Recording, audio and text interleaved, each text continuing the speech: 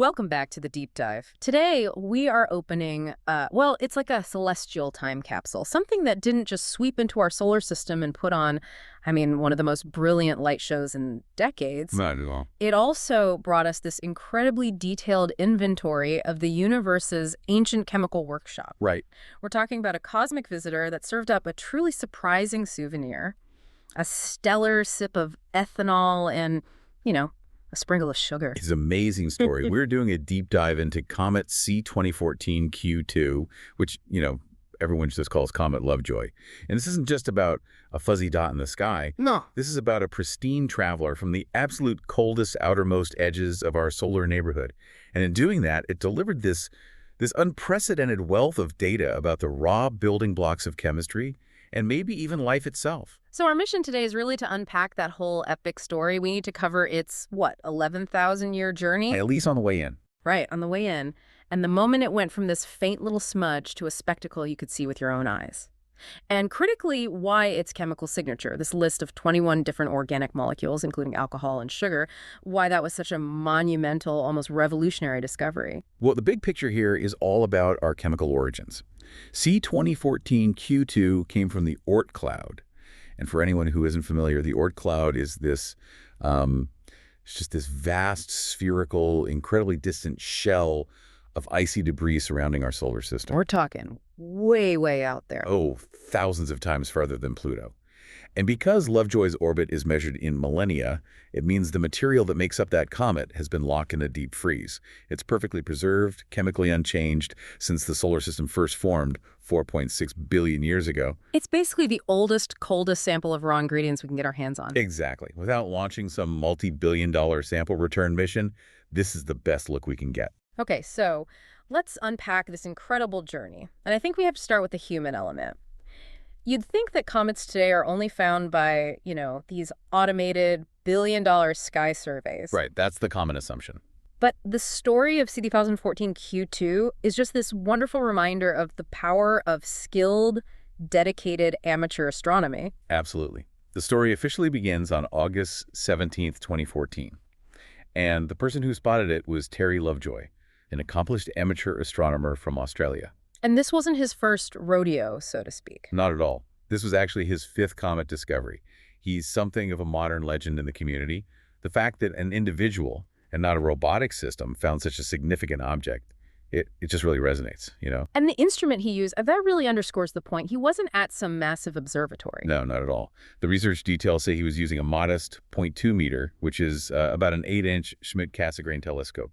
So relatively speaking, that's an accessible piece of gear. Completely. It shows that dedication and just really knowing your patch of sky are just as important as the size of your telescope. It must have been incredibly faint when he first saw it. Oh, unbelievably faint. It was a 15th magnitude object.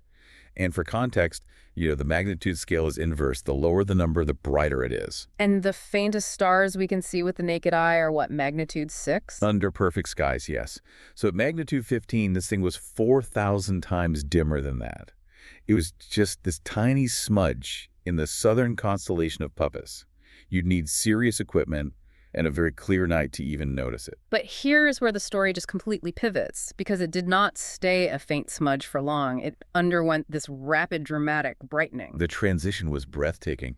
I think it gave everyone, observers and researchers alike, that massive aha moment. This wasn't a standard visitor. This was going to be a showstopper. How quickly did it brighten? Very quickly. By December 2014, so just 4 months after he discovered it, the comet had brightened profoundly.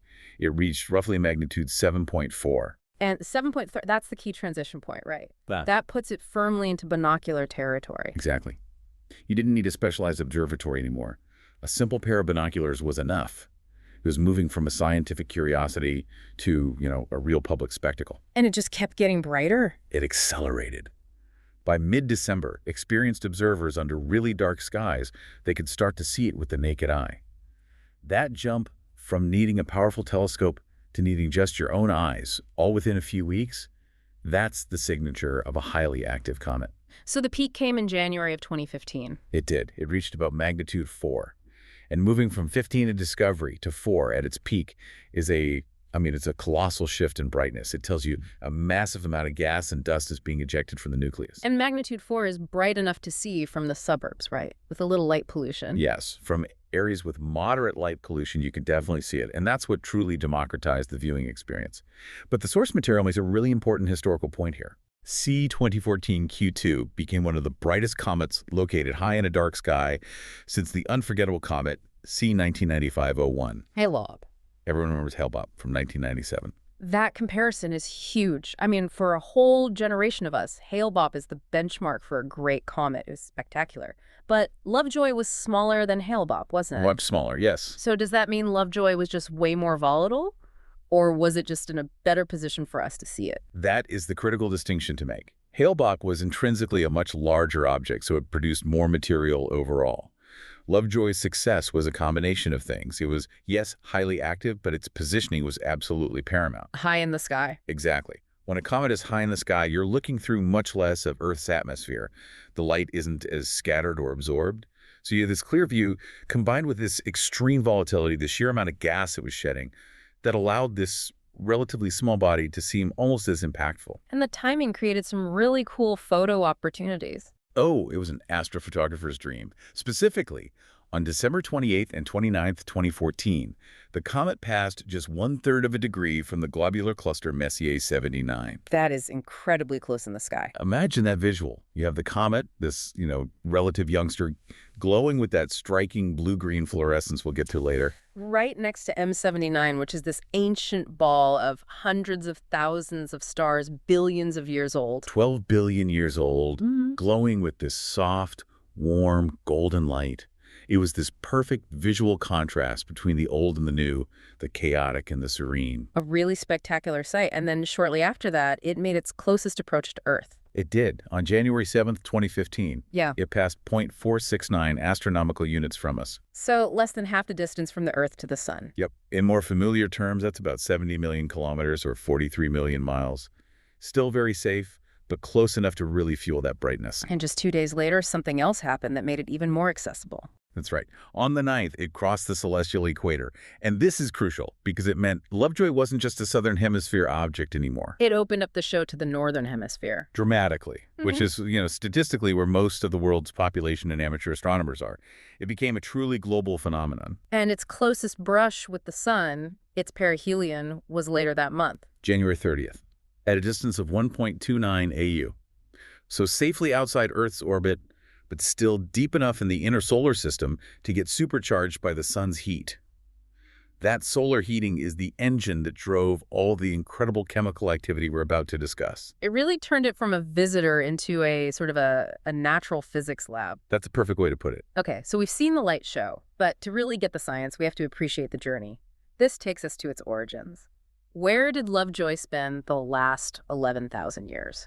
This is where the timescales and distances just get mind-bending. As we said, it originated from the Oort cloud.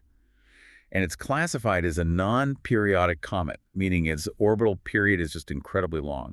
Now, the data says something interesting.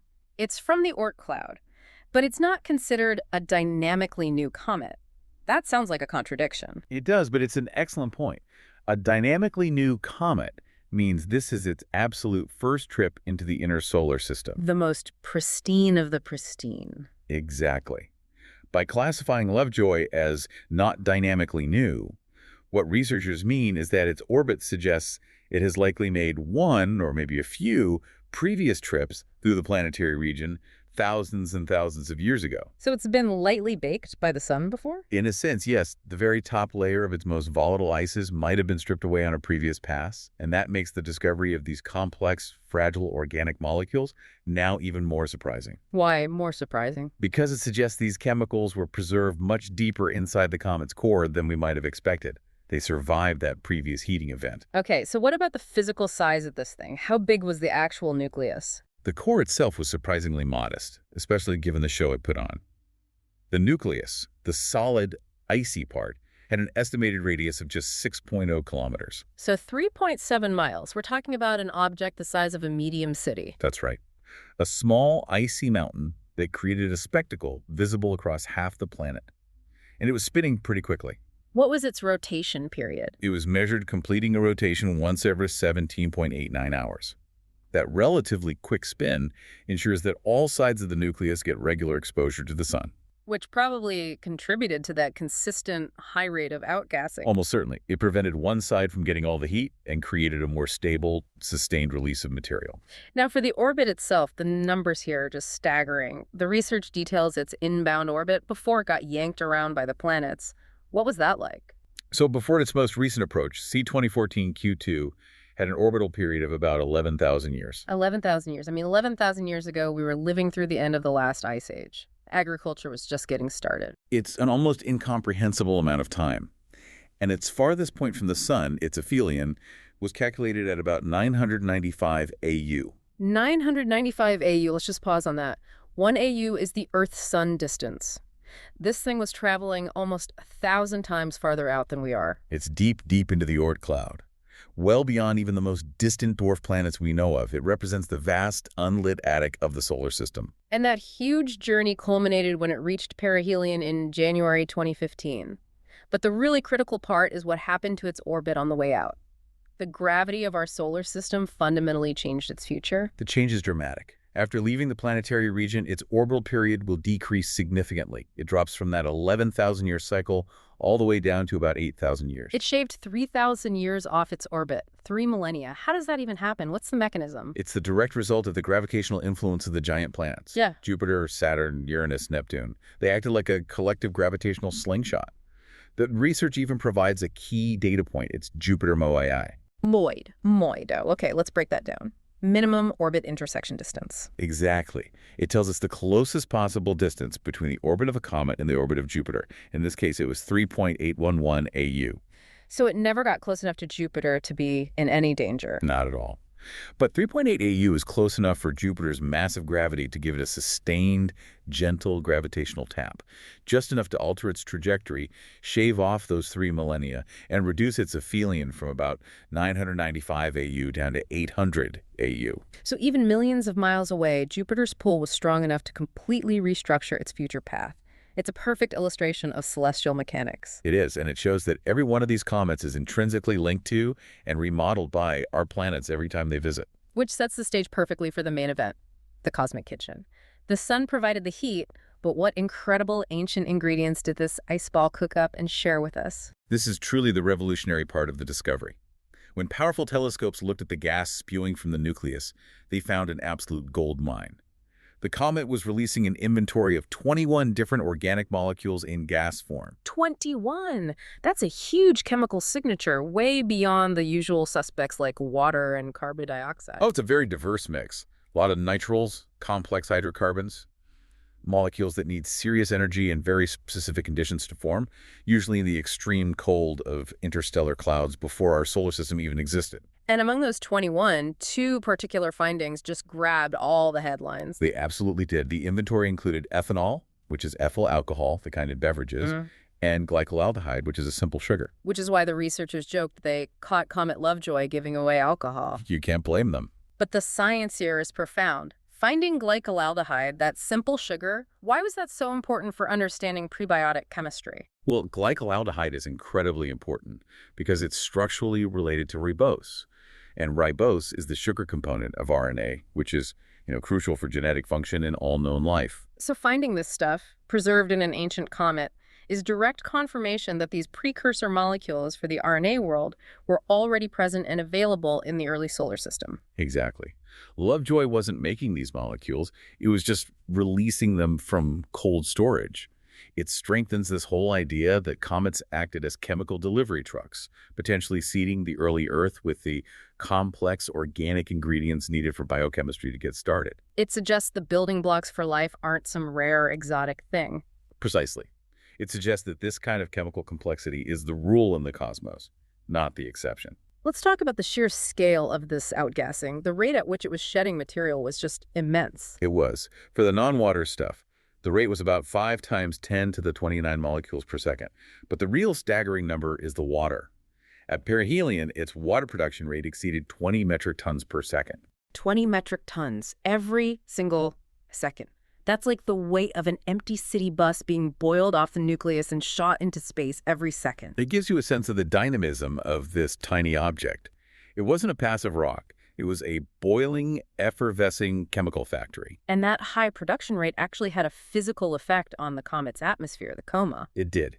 The research shows that this high rate of gas production caused the density of ionized water vapor to be effectively constant throughout its inner coma. The coma was just saturated with water ions. And what does a constant density tell researchers? It tells them the water was being injected so fast and so consistently that the solar wind couldn't just sweep it away. It created a stable environment that made it possible to detect the fainter signals from the more complex molecules, like the ethanol and the sugar. Okay, before we wrap up, we have to talk about the color. All the pictures show that intense, almost ethereal blue-green glow. You said it's chemistry. It's pure fluorescence. It's what happens when sunlight violently interacts with the gas molecules being ejected from the nucleus. And what specific molecules are responsible for that color? The glow is primarily the result of diatomic carbon, or C2, and cyanogen, CN. As the comet gets close to the sun, the intense ultraviolet light slams into these molecules. And it energizes them? It excites their electrons to a higher energy level. And as those electrons naturally fall back down to their stable state, they have to release that absorbed energy. They do it by emitting light at very specific wavelengths, which, for C2, happens to be that signature blue-green color. So we were literally seeing the comet's chemical signature painted across the sky. Beautifully put, yes. So Lovejoy was really the best of both worlds, a visually stunning object for the public and an incredibly rich data set for scientists that changed how we view the survival of prebiotic materials. So let's bring it all together. What is the enduring meaning of Comet C2014 Q2? I think it served as a dual milestone. Aesthetically, it set a benchmark. It was the brightest comet high in a dark sky since Hale-Bopp. But scientifically, it achieved something far more lasting. It confirmed the deep connection between these long-period comets from the Oort cloud and the necessary precursor molecules for life. It's empirical proof that the fundamental building blocks, alcohol, sugar, they weren't exotic ingredients unique to Earth. They are commonplace, preserved materials just locked away in cold storage. Exactly. This tiny 6-kilometer nucleus, traveling on an 11,000-year path, delivered material that helps us map the chemical landscape of the early solar system. The journey and the payload are both equally remarkable. From a faint smudge seen through a backyard telescope in Australia to a global spectacle boiling off 20 metric tons of water a second and releasing 21 different types of organic molecules. A perfect example of how the simplest observations can lead to the deepest insights. And this leads us to our final provocative thought for you, the listener, to think about. If these complex organic molecules, the alcohol, the sugar, were preserved so effectively for billions of years out there, and if C2014 Q2 was just one object whose trajectory happened to bring it our way, Just one of countless others. what more might we discover about the chemical origins of the solar system from the hundreds of thousands of other comets still lurking out there in the Oort cloud, just waiting for their own multi-millennial swing past the sun? Lovejoy was just a scout. The chemical inventory of the Oort cloud is likely far richer than we can even imagine. A truly mind-bending scale of time and chemistry to contemplate. We'll leave you with that massive question and the idea that the universe might just be pre-stocked with the ingredients for life. Until the next deep dive.